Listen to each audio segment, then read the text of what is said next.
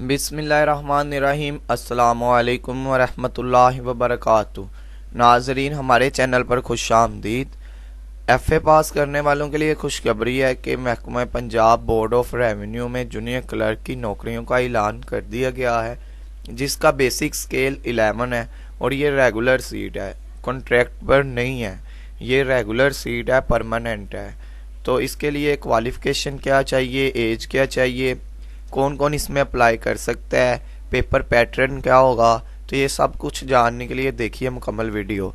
नाजरीन, अगर अभी तक आपने हमारे चैनल को सब्सक्राइब नहीं किया तो बराए मेहरबानी हमारे चैनल को सब्सक्राइब कर दें और बेल आइकन पर क्लिक कर दें ताकि हर नई आने वाली वीडियो आपको वसूल हो सके। अब हम बात करते हैं कि इसमें अप्लाई कौन कौन कर सकता है, क्वालिफ़िकेशन क्या रिक्वायर्ड है। तो क्वालिफ़िकेशन इसके लिए एफ़ए एटलीस्ट सेकंड डिवीजन, यानी कि सेकंड डिवीजन जिन बच्चों की है वो इसमें अप्लाई कर सकते हैं। इसके अलावा और क्या चाहिए, कौन सा टेस्ट होगा।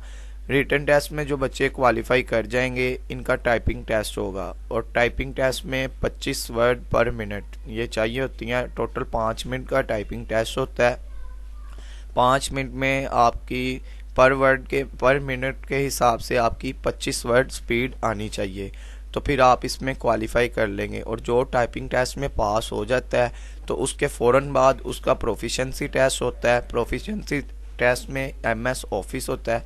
ऑफिस में क्या आ जाता है, वर्ड, एक्सेल और पावर पॉइंट। ये तीनों 10-10 नंबर के होते हैं।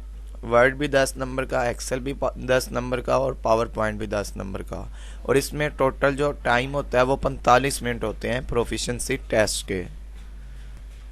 एज क्या रिक्वायर्ड है, मेल के लिए 18 से 25 और प्लस 7 ईयर, 7 साल इसमें एज रिलैक्सेशन है, टोटल 32 साल। और फीमेल के लिए 18 से 25 और 10 साल एज रिलैक्सेशन है, टोटल 35 साल। यानी कि जो मेल हैं वो 32 साल तक अप्लाई कर सकते हैं, 18 से 32 साल, और फीमेल 18 से 35 साल। डोमिसाइल ऑल पंजाब डिस्ट्रिक्ट से होना चाहिए। कहीं से कि पंजाब के किसी भी डिस्ट्रिक्ट का डोमिसाइल होगा तो वो इसमें अप्लाई कर सकता है। इसमें कोई स्पेसिफिक डिस्ट्रिक्ट नहीं है। प्लेस ऑफ पोस्टिंग जो है ये board of revenue Punjab Lahore में है, इनके हेड ऑफिस होगी। रिटन टेस्ट सिलेबस क्या होगा, रिटन टेस्ट सिलेबस में जनरल एबिलिटी के 80 एमसीक्यूज होंगे। उनमें 80 एमसीक्यूज में क्या क्या आएगा, 80 एमसीक्यूज में पाक स्टडीज होगा, करंट अफेयर होगा, इस्लामिक एमसीक्यूज होंगे, उर्दू, इंग्लिश और मैथमेटिक्स।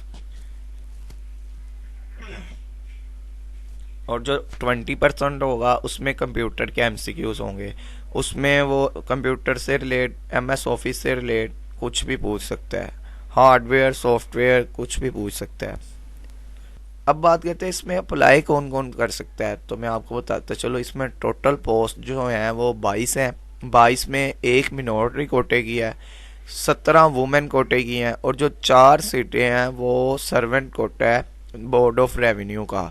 और जिनके वालदैन या वालदैन बोर्ड ऑफ रेवेन्यू में सर्व कर रहे हैं उनके बच्चे इसमें अप्लाई करेंगे। 4 पोस्ट उनके लिए हैं।